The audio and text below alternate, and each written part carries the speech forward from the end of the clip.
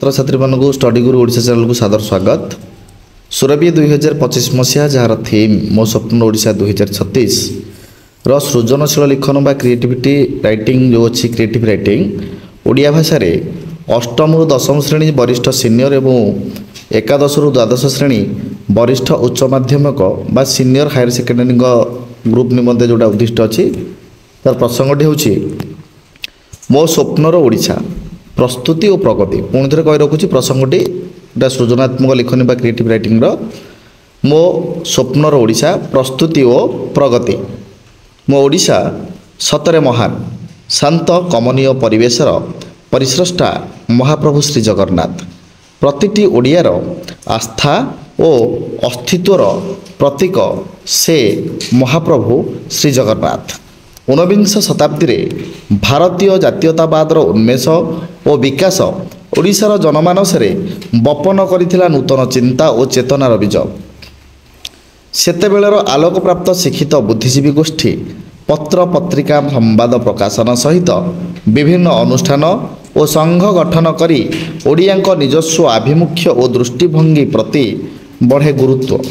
फकीरमोहन उत्कल जननींकर आह्वान कवितारे खंड विखंडित ओडिशार दयनीय चित्र विच्छिन्नांचल ओडियांक दुर्गति और सर्वोपरि एक पूर्णांग उत्कलर प्रतिछवि। आरे मो संताने चीर अपमाने सहे मु केते जातना न भाबिल केबे लोक अवहेले पाउछि केते गंजना। विखंडित ओडिशा को एकाठी करिबा पई मधुबाबू शत प्रचेष्टा जारी रखिथिले। कविता और प्रबंधमाला रचना करी सुप्त ओडिया प्राण में भरी दियंती जागरणर वार्ता। तेणु उत्कल संतान कवितारे आह्वान दियंती मधुबाबू उठरे उठरे उत्कल संतान उठिबु तु केते दिने पूर्व गौरव पूर्व महिमा पड़ू नाही कि तु मने। मो स्वप्नर ओडिशा गठन बहु पुरातन कालरू प्रारंभ हो सारी। कारण उत्कलीय कहले केवल ओडिया भाषाभाषी को बुझाई न थाए। ओडिशा जो मानकर जन्मभूमि और कर्मभूमि से माने समस्ते उत्कलीय थिले। सेथिपई स्वप्नर ओडिशा गठन दिगरे समस्त ओडिशावासी को मातृसेवा व्रतरे व्रती होई आत्मगर्व और स्वार्थपरता त्यागर आह्वान दियंती मधुबाबू। तांको भाषारे जाति प्रेम प्रज्वलित कर स्वार्थ को दियो आहुति स्वार्थ मेध यज्ञ चारिआडे नाच छाती को मिसाई छाती। स्वप्न हेउछि मनुष्य जीवनर पथ प्रदर्शक। रात्रिर अवसाद कोଳରେ देखा जाइथिबा स्वप्नर जेपरि सत्यता न थाए किंतु दिवालोकरे स्पष्ट छायाकारे देखा जाउथिबा स्वप्न ही सत अटे। मु एक ओडिशार छात्र भावरे पूर्वर गौरवान्वित इतिहास साहित्य अध्ययन स्पष्ट भाव ज्ञात जे मोर सबुठारु बड़ स्वप्न हेउछि उन्नत समृद्ध तथा संस्कार धर्मी ओडिशा।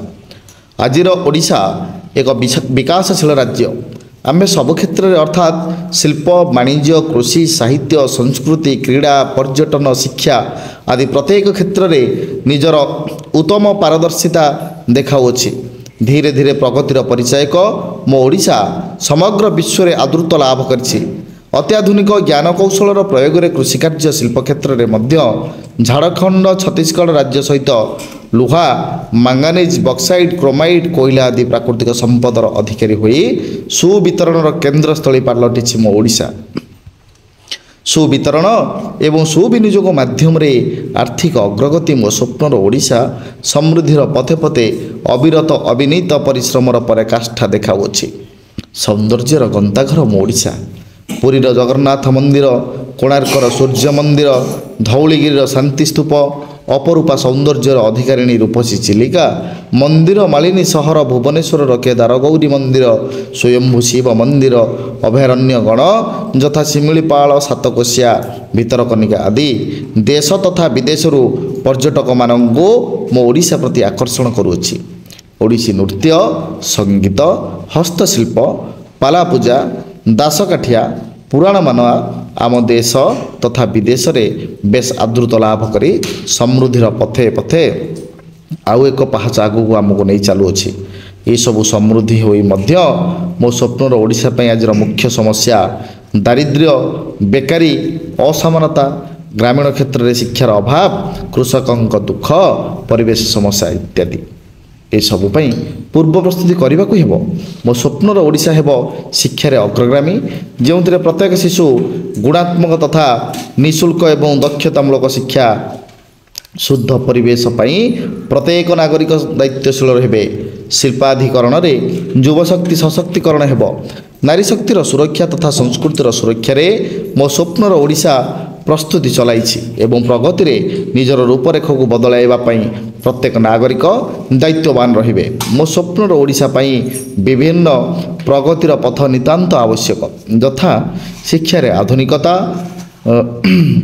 स्वास्थ्य सुविधा रोजगार सृष्टि परिवेशर सुरक्षा इत्यादि digital classroom smart class school वैषयिक और धंदामूलक शिक्षा ग्राम ठारू सहर जाए व्यापीवा दरकार ग्राम ठारू सहर जाए गुणात्मक चिकित्सा बिना मूल्य कराइबा समस्तंकर दायित्व जाति वर्ण धर्म निर्विशेष सभी को समान अधिकार मो स्वप्नर ओडिशार समृद्धि और प्रगतिर परिचय हो पार मो स्वप्नर ओडिशा हेब जगन्नाथ कृपारे समृद्ध ओडिशार प्रत्येक जनमानस प्रचेष्टार प्रगतिशील जेतेबेले प्रत्येक शिशु सुरक्षित हेब प्रत्येक कृषक सम्मानित हेबे प्रत्येक नारी सुरक्षित रहिबे ओडिशा सतरे मोर स्वप्नर ओडिशा हेब जय जगन्नाथ।